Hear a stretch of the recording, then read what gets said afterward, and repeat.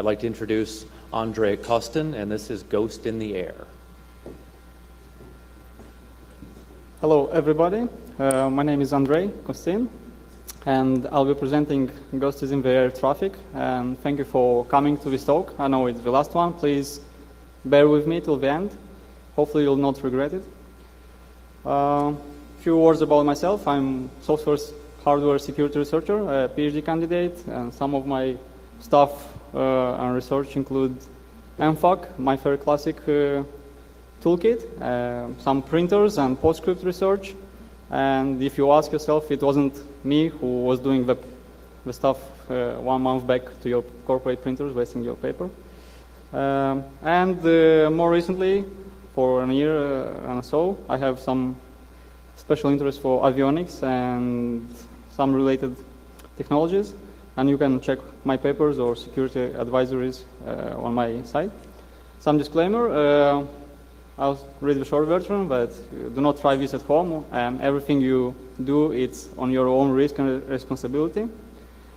And some Black Hat administrative, please submit and complete the feedback forms.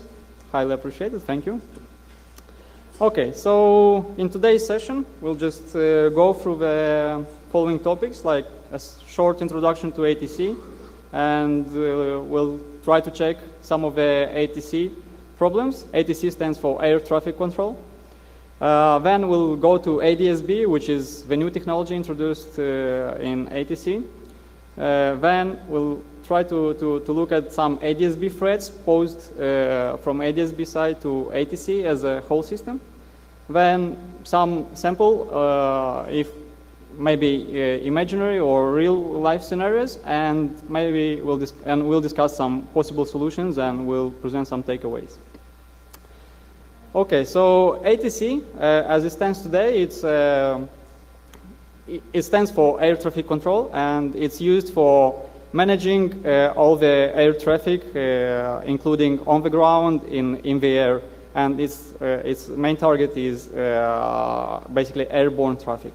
And it has a long history, and for the last couple of decades, it's been mostly human-oriented in its functionality, meaning that despite the technology being involved, like rudders and all the communication links, most of the things are still being done manually, and through human interaction of air traffic controllers to pilots and vice versa, checking some printed output from the flight plans, flight tracks, and so on. And despite the fact that it might seem sometimes like a rocket science, or it might seem like a very complex juggling stuff, these guys still try to do a tremendous amount of work, but it showed in the last decades that human error is a very important safety factor. And basically, they are trying to keep up with the technology and move from the human-oriented to technology-oriented air traffic management and air traffic surveillance.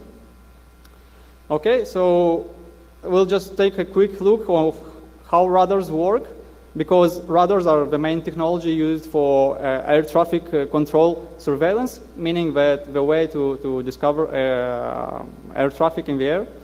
And without ADSB, which is the new technology, and I'll be presenting later on the slides, without ADSB, currently it's working at 2 levels.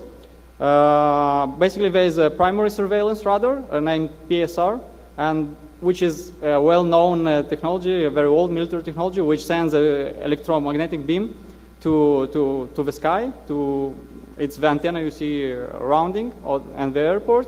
And basically, the received signal is like backscatter of or reflection from object, and if it's big enough, it's most likely it's some big object up in the sky, which is most probably an airplane. Then into picture comes Ssr, which is a secondary surveillance radar. Basically, with the help, from the information from the primary surveillance radar, the secondary sends digital interrogation to the airplane. So basically, it's soliciting a reply or a code. And then the airplanes have devices which are called Ssr Transponder. And basically, this device comes into picture, and they reply with the specific code of the airplane or code of the transponder. So basically, the first one is non-cooperative, meaning that airplane or aircraft doesn't have to cooperate to scatter back the electromagnetic wave, whilst in the second phase, SSR is interactive or solicited based.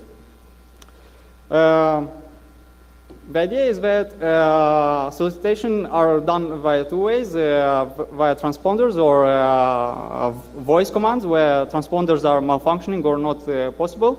And basically, it's again, it's a soliciting procedure, and some data as part of a generated reply on the SSR are aircraft address, altitude, aircraft code, and some sensor like roll and track angles. This is how very simple transponder looks like, and basically you can see above there's the VHF voice communication, very high frequency communication. Basically, you can listen to ATC voice stuff, and there's even sites online which you can sniff this for you, and you can listen online. And below the white one is the actual transponder, which in current position or current configuration, it basically is configured to reply with code 1200 to the air traffic control center. This is how a typical secondary surveillance radar display looks like at air traffic control displays and software. It's not very sophisticated. You can see some tracking and some data automatically or manually assigned as meta information to the objects in the sky by the ATC crew and ATC hardware and software.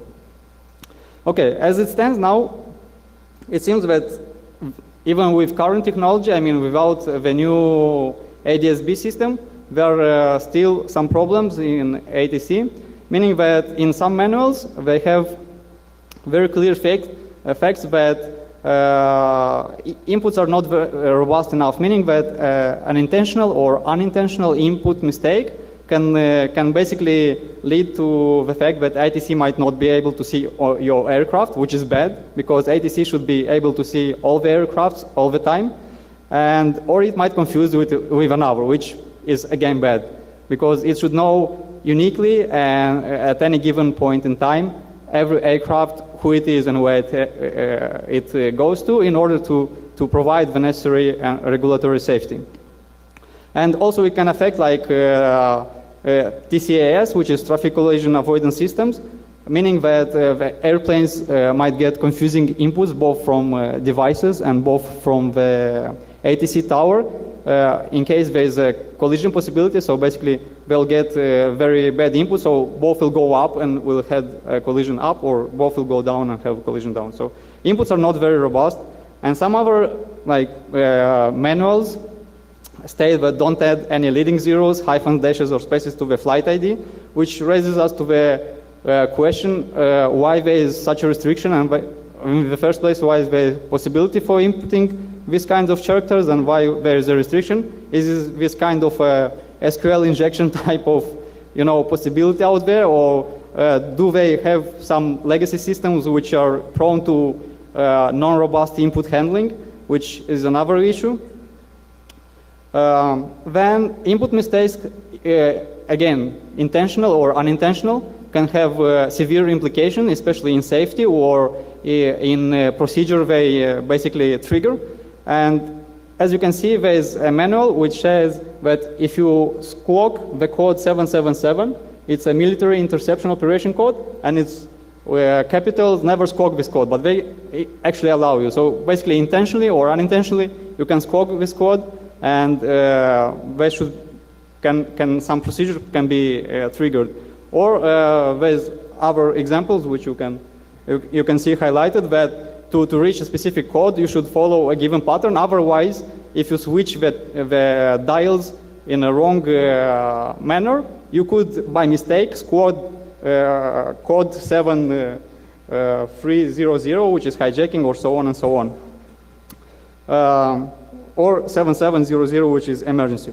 So these factors combined with like a stress situation, imagine a stress situation where an aircraft is having a trouble and the pilots have to be very, concentrated on the avoiding safety problem. They have to remember which dial to switch first in order not to squawk the wrong code, which is, again, not very wise. Okay, so ATC as stands now, it has some, let's say, more or less input problems. I mean, everything is still safe and it works. There's no doubt about this, but you clearly can see that there are some flaws. What ATC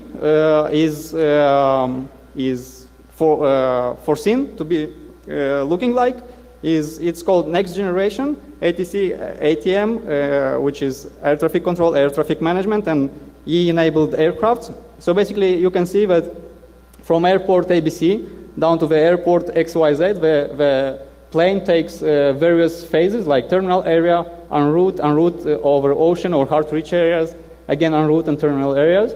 And along this route, it passes various technologies like radar, multilateration, and data communication stations and grounds.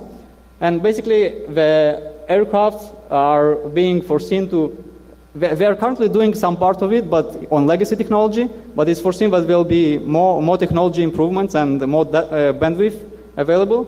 So the interesting part which we care about is the middle one, where it says broadcast data link between aircrafts and ground, example Adsb. Basically, this is where some of the airplane to the ground communication, and on top right, there's a green circles, broadcast inter-aircraft. So basically, aircrafts can also communicate not only by voice, but with some data links between them. Okay, so what is the Adsb? From non-technical point of view, is basically a multi-billion worldwide effort from 2006. And this is a screenshot from US government IT dashboard spending. And as it stands now, from 2006 till now, they spend like $1.1 billion on this in USA alone. And expected similar figures to be in Eurocontrol zone and Australian, which are the pioneers in experimenting with this technology. It was like chosen to be a playground for this. However, despite the big budget, is literally unmatched security, in the sense that if you look on the requirements and specification of this technology and search for the word security, you have 0 matches. Basically, it's unmatched security. And it's a little bit bad because safety you can still find in that requirements and specification, but no words about security of the technology itself. So how does Adsb work? In general, it's the idea is that let's say there are 2 aircraft and they communicate with GPS, GLONASS, or Galileo kind of positioning systems. They get their precise coordinates. They use a barometric altimeter to get their precise altitude, because GPS doesn't provide very good accuracy on height or altitude. And then basically what they use, they transmit some data. And as you can see, they have Adsb out. Basically, it means that both aircraft send information to the Adsb ground station. Okay, and the ground station itself is connected to ATC facility. Basically, the ground station is like a big antenna or pole or something, which is connected by a data link connection to ATC tower. Also, the aircrafts can communicate between them using Adsb in, which means that basically aircraft A can send Adsb messages to the another aircraft. Okay, and the very high level of, format of the data is it's either 56 bits or 112 bits, and in general, the most information is contained in the 112 bits frame. And I'll discuss a little bit down the road, but it has some address, which is basically like a hardware MAC address of the airplane, but it's like some international organization assigned address of the aircraft. It's unique, or it should be unique. Some parity, and the Adsb payload itself. So you can see this is a very simple frame format. It has some error detection correction, but doesn't have any like security, as we'll see down rows, like signature or encryption and so on. So ADSB inside out, what it means is basically most of the ADSB out, meaning that aircraft sending ADSB messages are already implemented. And by ADSB out, you can an airplane basically broadcasts position, velocity, flight ID, and various other geographic altitude, and many other parameters, which might be interesting for ATC towers or other airplanes to process that data. ADSB in is mostly still in testing or development because it's a more challenging mode, because basically the aircraft have to exchange data between themselves. They are very quickly passing through by each other, and there's like very short time of communication, so to speak. And there's also some other problems, like aircraft do not have fiber optics like connection, and there's a lot of implications about this. They cannot like check the data which it receives from other aircraft and so on. So basically it's still being in development testing. And these ADSB messages, they are basically transmitted on 2 frequencies. The most used one is 1090 megahertz, and the newer frequency they are trying to somehow move the load from 1900 to 978 megahertz. And basically the ground stations or the ATC tower, they interrogate the airplane sending an interrogation on frequency 1030 megahertz. So basically it's interrogation, but all the data from aircraft, they are broadcasting in clear text, non-secure, non-encrypted, on 1090 and 978. Okay, so this is a screenshot from some aviation agencies. This is from Australia. You can see basically Australia is mostly covered by this technology. It's almost close to 100% coverage. So the technology there is very widespread, and they have a 2013 mandates to all the planes to be compliant to this technology, at least ADSB out. On the US side, they also have a map, and basically I think it mostly resembles the flight patterns across US, where the most flights are being concentrated. And basically they have like 300 or something ADSB ground stations, which, okay, by publishing exact location of where this ground station is not a very good choice, because anybody can go and, you know, do some attacks, some remote attacks on these ground stations. Okay, how does ADSB look like from a user's perspective or from the community? Like you as a simple user, you don't care maybe about ADSB messages, security or non-security, but how it looks like for you as a simple user. So basically there are various sites. Okay, there are various applications, and of course there are several sites which you can go and basically see online in real time all the airplanes which broadcast the information, and some users in various geographic areas, they capture this broadcast and they publish them online in real time. So you can see that in real time they show which aircraft, where it's being positioned, where it's being directed, and so on. So basically there's a lot of public information, which in a sense is not very bad, but in other sense it can pose some privacy issues. Like, for example, you know a specific aircraft address, or you have a specific flight ID you want to track. So easily, without any hardware, just logging in online, you can do this. So, and also some of the experimental features, they somehow try to show you a 3D view, like how it looks from the cockpit of the pilot. So you see that it's quite advanced.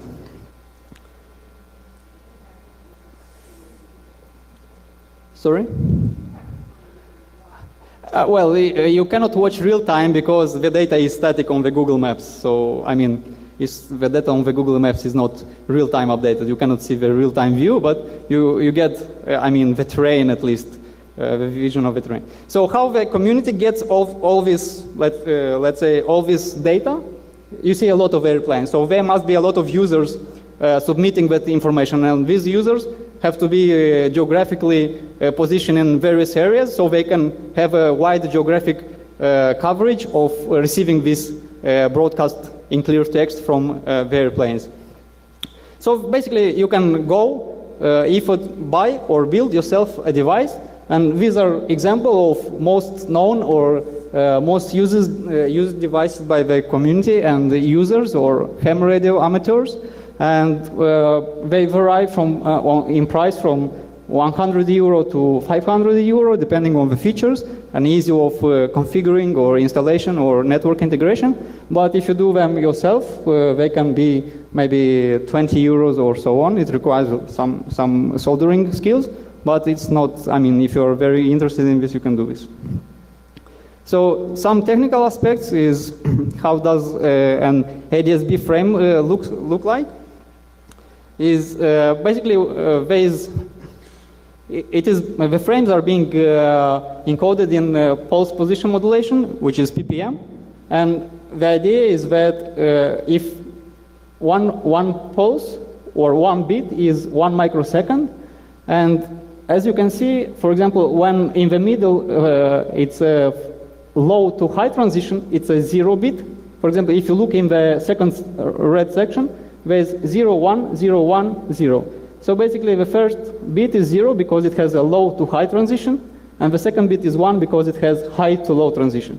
And again, 0 is because low to high, and it's 1 because it's high to low, and it's 1 because it's high to low. And basically that's a 55-bit frame. And the first group is basically, I'll explain a little bit later what it is. It's a shared medium broadcast. It doesn't have any specification for collision avoidance or collision detection, meaning that if two aircrafts exactly at the same time broadcast, there is basically no provision to detect this or correct or avoid. But I mean, they can sometimes resynchronize or send at a different interval, and the receiver will receive later the frames. But again, if two frames are quite critical to be received, and they are sent at the very same time, with a collision, and the receiver, meaning the ATC tower, cannot understand neither of this frame, which are both garbled because they collided and the bits are mangled. Okay, so the format, the higher level format, is basically, as you can see, it's composed of a preamble. It's 8 bits long, meaning 8 microseconds, and it's not PPM modulated. It's just some pattern in order for the transmitter and receiver to synchronize, so that the receiver knows when a possible ADSB frames come to it. So we can detect where to start PPM demodulation. So this, you can see 4 spikes, which is 8, and basically it's an 8-bit long synchronization. Then it follows the data block, which can be 56 bits or 2 bits. And both of these formats, if a long or short, must have 24 bits ICAO address, meaning International Civil Aviation Organization, something like this. And they assign unique addresses to each of the airplanes, which are globally registered. And also there is a mandatory 24-bit parity, which helps in detecting errors and maybe correcting some of the bits. But again, this parity is not a hash. It's not a secure hashing. It's not intended to verify that this message is secure or is not being tampered with or is being sent by a legitimate aircraft. So meaning that this parity can be computed by any attacker anytime on any frame. Okay, so let's look at some possible threats for ADSB.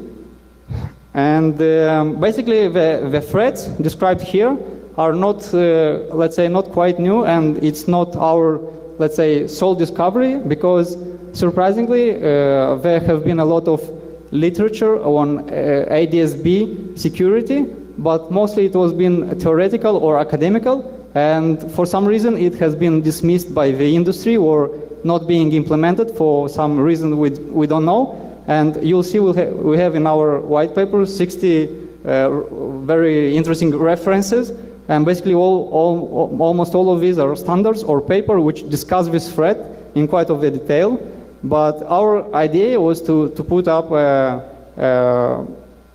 easy to mount attack and to show how easy and how non-expensive compared to the 1 billion expenditure is to mount an attack, as you'll see down at the end of this presentation.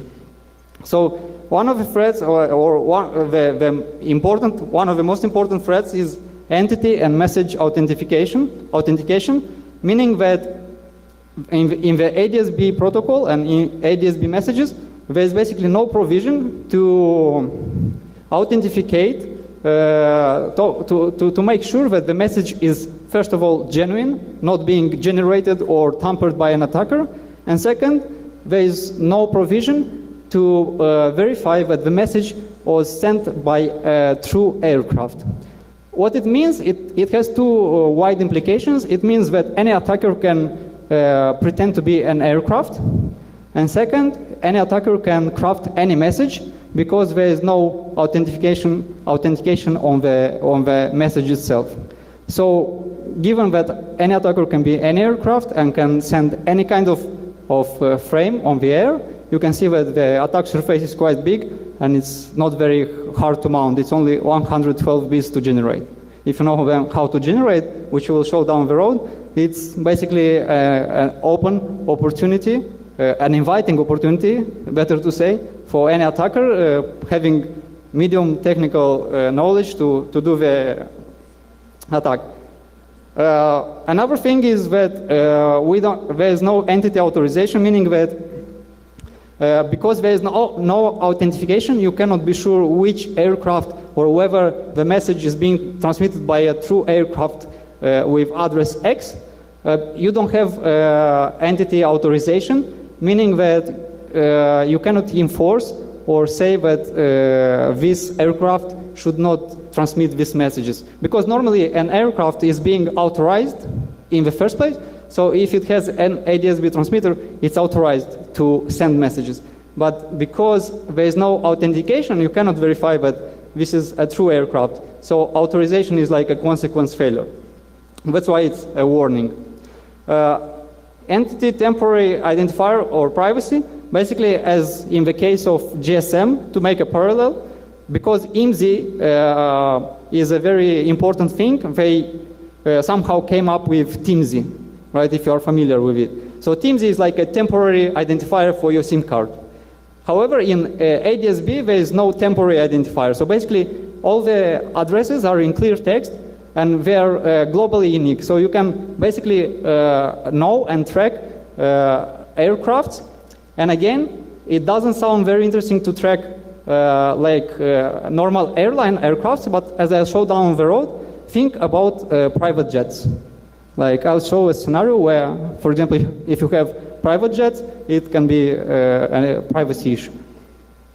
There is no message integrity, meaning that basically an attacker can do whatever he wants or she wants to the message, tamper or generate, and there is no possibility to check that this message was tampered with, because the attacker can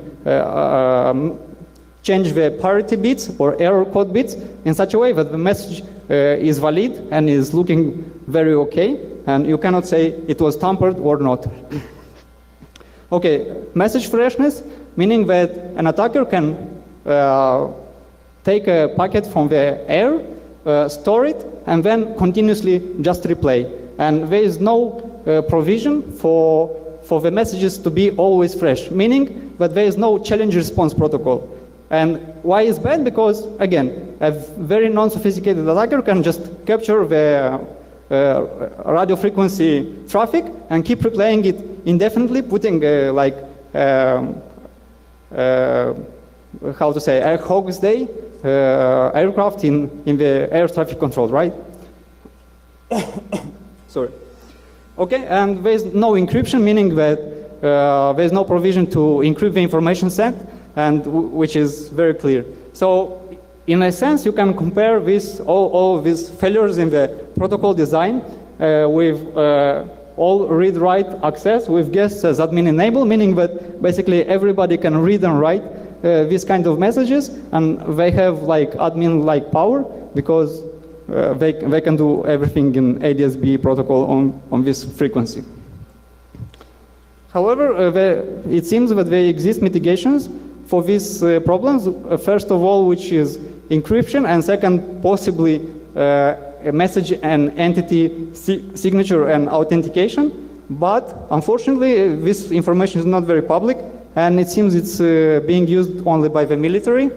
And some of the hints is the mode 4, mode 5, IFF, which means identify friend or foe, crypto applique, which is a specification for this technology.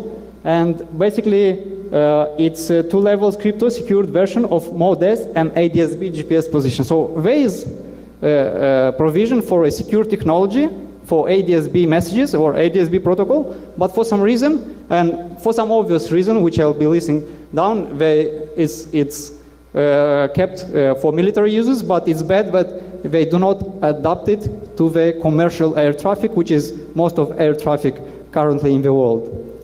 And basically, it uses black and red keys cryptography, and basically, the whole idea is that it's very, the overhead is very big to manage the red keys, which in turns are used to encrypt and so on the black keys. So that's why they don't want to release this to the commercial airlines, because once the red keys are released, then the whole crypto model is somehow affected. I'm not a crypto expert, but it's the thing which looks like. Okay, so how can ADSB be exploited? To understand how it can be exploited, first we need to understand the adversary, because understanding the adversary, we understand how they can approach the exploitation. So first, by role, what it means is basically we somehow try to define roles in the systems, and basically you can have pilots which can attack this protocol, and I'm not saying that pilots do this, but for them it is the easiest because they have access to the Adsb transponders and technology, and it can be both intentional or unintentional. And there can be pranksters, and as I'll show you down one slide, some pilots actually fall intentionally or unintentionally, we cannot verify this, in the prankster category, and it's not very good in general for safety and for the air traffic. I'll just show the example in 1 second. There can be abusive users or organizations, meaning that there can be like privacy breachers like paparazzi, one scenario which I'll be discussing, and also there can be some militant or message conveyors which can abuse this technology, but it's less likely. Most likely it will be privacy breachers to use it for some monetary gain or some other gains. Of course, criminals, and most likely they'll do it for money, and less likely it is for terror, because there were no known cases.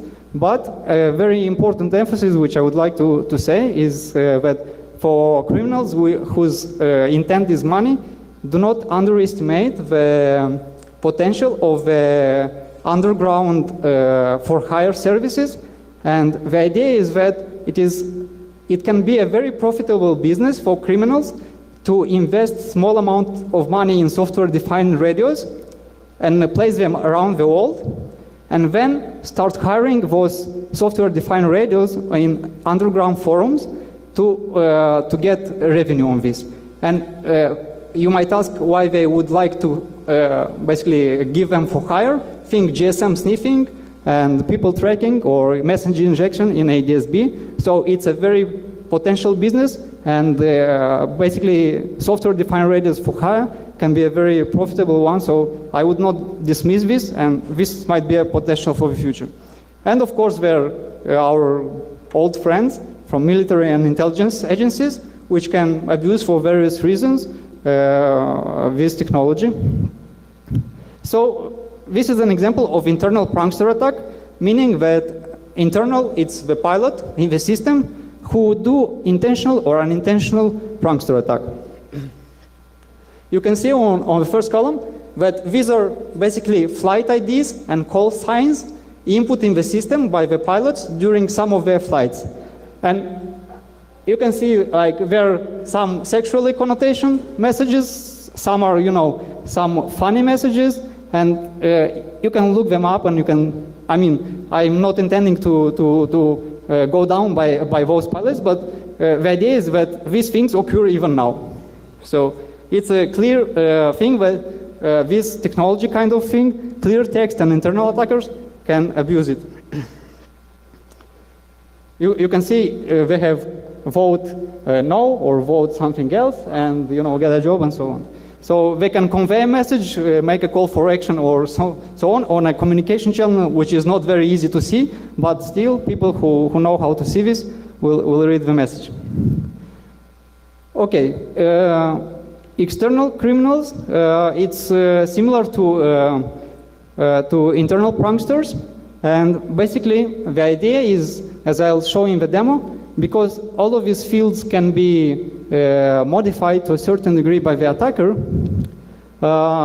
actually these fields can be used to encode various commands or information requests, and basically in a very Hollywood-style scenario, which I'm not trying to convey, but I'm just trying to say that it might be possible for these fields to be used in a kind of a botnet scenario, where these fields are used for requesting information and getting information back from other planes affected by, let's say, the potential botnet.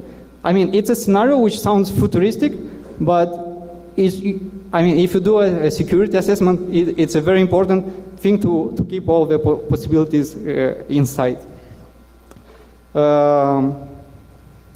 Okay, another example is the external abusers and like privacy breachers and paparazzis combined with public data correlation. Public data or big data is a very strong thing.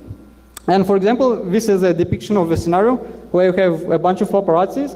They have a well-defined target, a star, for example, and there is some Cannes festival where a lot of stars come on their private jets. And basically the paparazzi or the external attackers, they have inexpensive devices, as I presented in a previous slide, which they can buy like for 100, 200, 300 euros, which is a small investment for them. And they have access to private details of registration data of aircraft. So basically, if there is a star X who owns a private jet on their own name, you can basically correlate the address of the aircraft to the owner name. So you know exactly if it's a private jet, and you can know who owns this private jet, and supposedly there's some stars are, a lot of stars are smart enough to register through other companies. You know that usually this star flies corporate jet X. So you can restrict the subset of potential stars which are flying with that specific aircraft. Okay, and basically you have online all these aircraft registers, and it's public data. Why it's public data, we don't know, because imagine that all vehicles in the countries would be publicly accessible, and everybody on the road can input your license number and see who sits at the wheel of a black window limousine. And surprisingly, they have sites. They even give you for download 39 megs, which uncompresses to 200 megabytes CSV file. This is for USA. And the same applies to Australia. They downloaded the CSV. There's 15,000 aircraft. And if it wasn't enough, I mean, it's a bother for you to go to all the registers. There is a database which contains information from over 45 countries, over 400,000 aircrafts, and it's available on CD-ROM. It costs about 1,000 British pounds. So again, it's not a very big investment. Any of you, if you get that data, please share with me. Thank you. Okay, so I mean, this is currently available. I mean, you can go, just fill the form, pay, get the CD-ROM. If not, if you don't have the money, you just go manually, scavenge for all these downloadable things, and everything is public. You correlate, you basically have everything in clear text, and you correlate, and you can see the impact of, let's say, applying a name tag on some of these aircrafts, right? Okay. Now, by location, the adversary can be adversaries can be if a ground-based, which means that they sit in a van with their transmitters and antenna. It's easier to operate. It's a plus for the criminal, but it's easier to be caught as well, because usually the FAA and FCC in US and other countries, the equivalents, they are very strict about illegal transmission on frequencies, and they have direction finding, and pretty quickly they find the source of the location of a rogue transmitter. So they have capabilities. So it's easier to be caught, and again, it's easier to defend or mitigate against this kind of attack, because while sitting on the ground, an attacker cannot physically, by law of physics, cannot impersonate an angle of arrival from 2,000 or 30,000 feet. So basically, they have array of antennas which can detect angle of arrival of a given signal, and basically they can detect that a signal has been spoofed by a car with a 10 feet antenna. However, during the risk assessment of this technology, it wasn't very much attention given to the airborne attackers. And the idea is that airborne attackers are a very potential adversary, because the advanced technology in drones and UAVs basically have made a tremendous advance lately, in the last couple of years. So it is very possible that attackers can operate drones or UAVs having these rogue transmitting devices. They can basically emulate or impersonate even angle of arrival, and it's harder to locate because it's not a ground vehicle. And even if it's located, let's say, how do you take down easily a UAV or drone? You need a squadron of UAVs or drones to take down a drone, or things like this. I mean, it complicates a lot of stuff. So this, sorry? Sorry?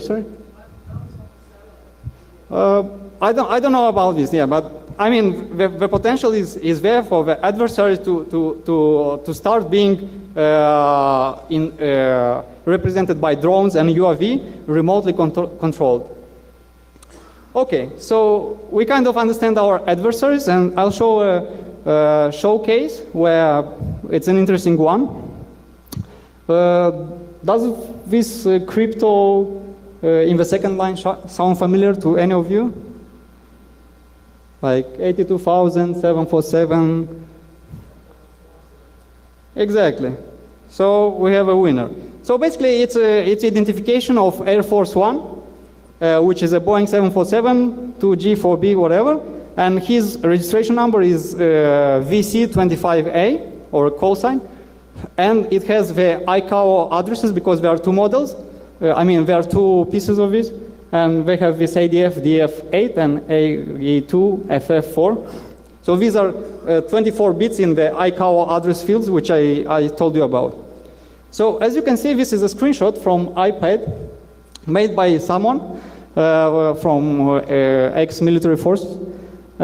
It's an application which literally takes the data from web services, as I shown you, and basically it puts on an iPad, and he spotted this air address code ADFDF48, okay? So it means that he spotted that Air Force One was transmitting these Adsb messages in clear text.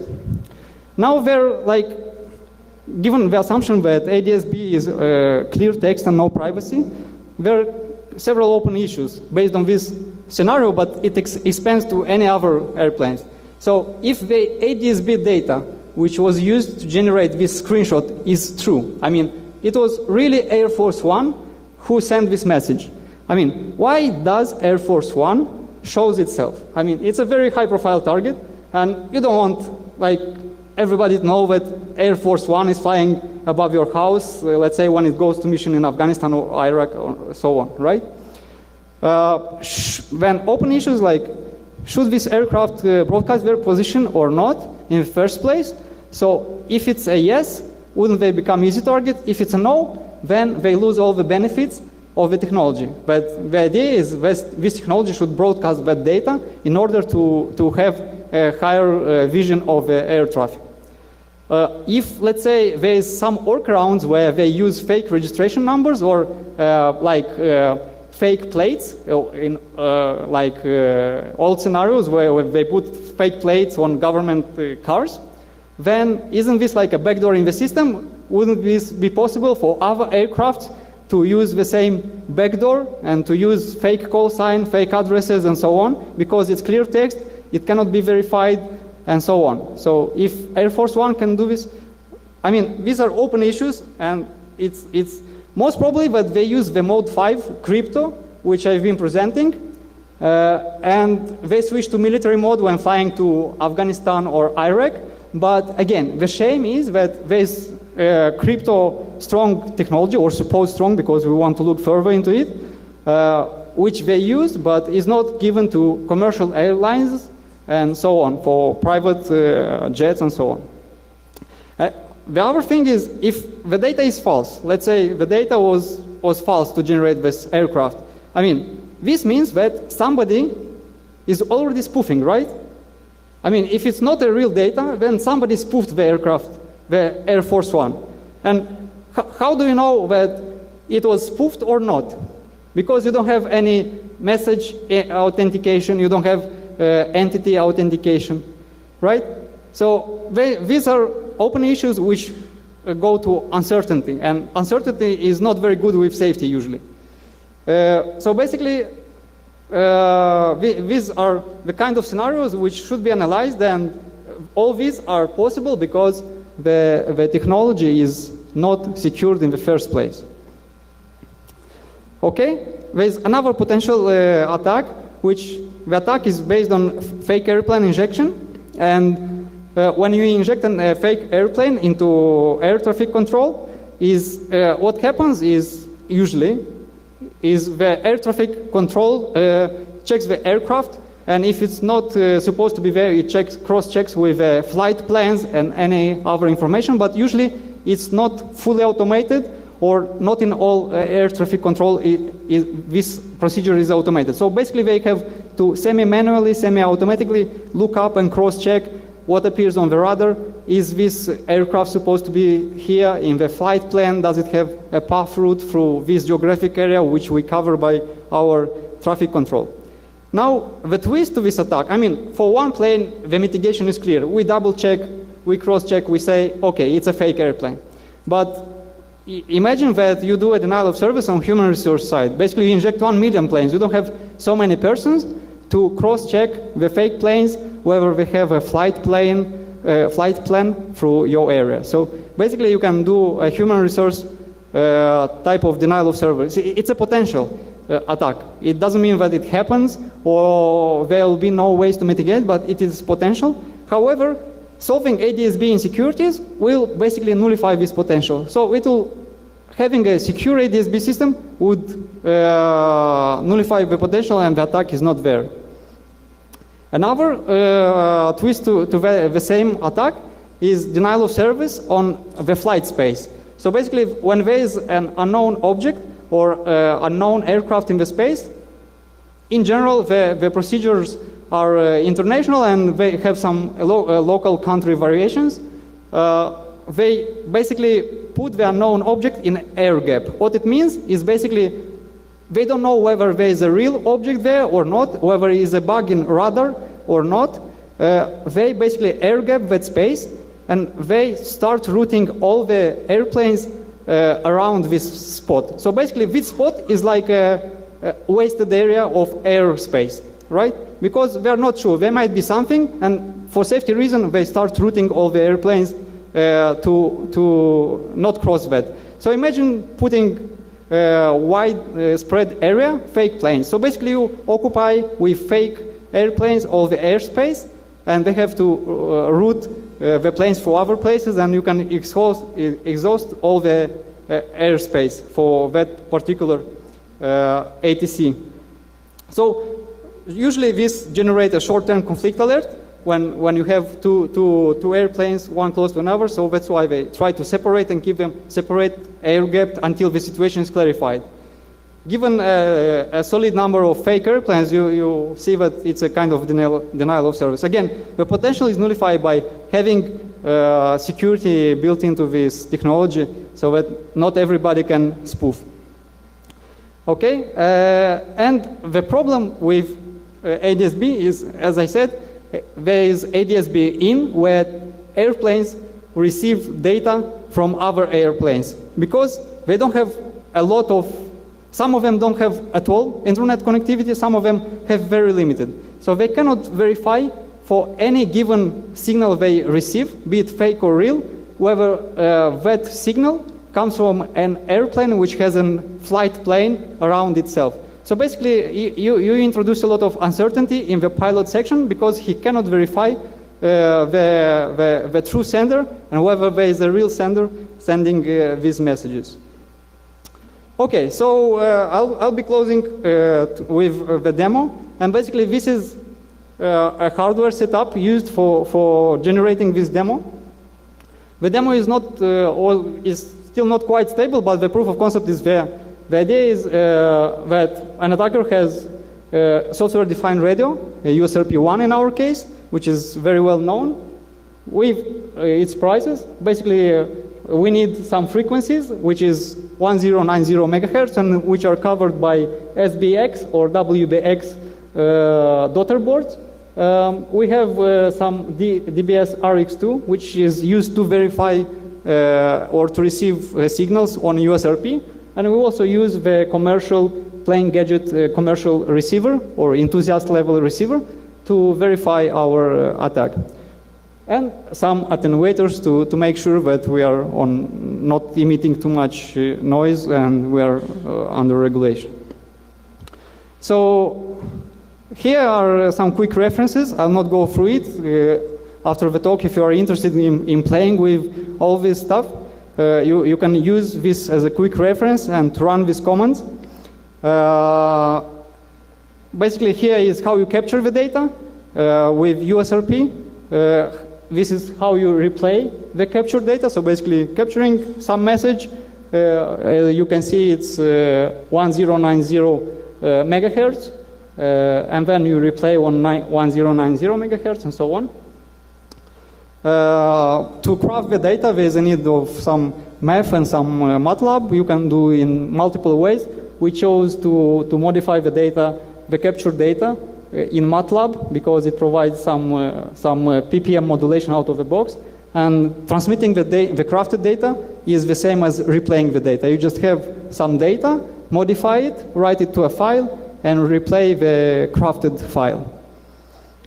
Okay, so, and some other stuff which just help you visualize the data you have in the file to be transmitted over the air and to see whether you have crafted your data and if your signal looks according to the correct modulation. So I'll be going to a very quick demo. It's video, and because there are some both technical and legal issues to do such a demo, we would just want to be safe. You'll get the core idea from this demo. So what you have here is, it's a plane plotter. It's a software, one of several software used for displaying data received from the commercial Adsb rudders, which I presented initially. So there are some devices. They receive the data, and they send the data to this software, and it shows. So basically, you see that our software is processing the signals from plain gadget commercial rudder, and will inject the messages from USRP to commercial rudder. So basically, we just one second. So basically, we now capture the real airplane, and now we are replaying it to show the replay attack. And as you can see, that just by replaying it, the plain gadget commercial receiver received it, and it displayed it as ICAO registration number and there is no other information except the altitude in this message. Okay, so just 1 second. Come on. We'll try to look up this airplane, and as you can see, there is a site called airframes.org. It has like some kind of register lookup, and you can see that this airplane is indeed a real airplane by this address, and it has this registration number. It's an Airbus, and it's used by Airflot Airlines. Okay, now what we do is we took the captured data, modified it in MATLAB, written the data to the file, and replayed the modified data back to the commercial receiver. So it's exactly the same message. We just replaced the ICAO address. And as you can see, come on, sorry. As you can see, basically, we crafted 4 messages, and you can see that if you're familiar with Hexor language, we have Cafe Babe, we have a dead beef, we have, oops, we have 31337, you know what it means. So, I mean, these are planes which do not exist. If we try to look them up, these are planes which you can easily see they do not exist. So, the possibility of just injecting fake airplanes is quite easy just by taking a real message and crafting it to your needs, or just crafting the whole message from the scratch as you need it, putting the right address, putting the right altitude, putting the right longitude and latitude, and all the speed and everything, the flight ID, and so on. So the possibility is there, and it's quite easy. We described in the quick reference and in the white paper. So yeah, this is some demo details. Basically, these are the raw messages, raw frames, which we used to send. And the first is the original captured and replayed, and then we just modified the ICAO address, and we had to just tweak the parity information, and I wrote some scripts just for any given message, just to calculate the parity and replace it. So it's easy to be done. Some solutions could include verifiable multilateration, and I have 2 more minutes, thank you. We have verifiable multilateration, meaning that multiple ground stations can verify a given aircraft whether it's true. But some analysis document shows that if rather multilateration in all areas is required, basically the most advantages of Adsb are significantly diminished. So basically it's not technically and economically feasible to enforce this multilateration, because otherwise all the sense of the technology is lost. So it's like you cannot do this solution. There is some other solution of group of aircraft, and basically the idea is and some other ideas is to use lightweight architectures and protocols, open and public key infrastructure, like signatures and so on, and send few bits of the signature and signature keys every frame and reassemble them after some time. Okay, it's not the best, but it could be one of the solutions. So the takeaways are Adsb is a safety-related mission-critical technology, yet Adsb lacks minimal security mechanism, and this poses direct threat to safety. And despite Adsb's tremendous cost in development and implementation, it is easily defeated with under $2K US worth of equipment. I mean, the balance is not quite okay. Some of the Adsb assumptions are not technologically up to date because it doesn't account for users will have easy access to radio frequency via software-defined radios, and doesn't account that users will have easy access to UAV and drones. But one of the important takeaways is the SDRs are not the evil. SDRs are good. government should not ban SDRs. It helps research and development. The problem is ADSB is flawed, and the actual root cause problem should be fixed. So some references you can check after the talk, and thank you very much for being here and for bearing with me till the end. If you have any questions, you can find me here or send us an email. I'll be very glad to speak with you. Thank you very much.